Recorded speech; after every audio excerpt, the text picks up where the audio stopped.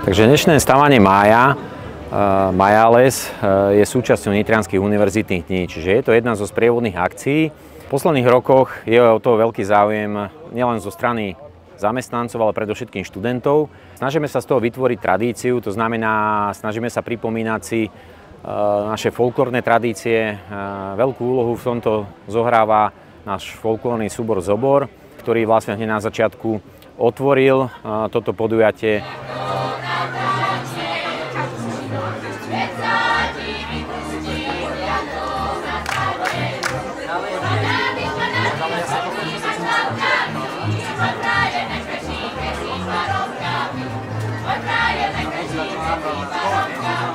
Spravili sme tu bohatý sprievodný program, to znamená, že súčasťou toho sú siloví trojbojári z Vitrovíjanu, to znamená, že účastník Majalesu má možnosť sa silovo otestovať, ako je zdatný.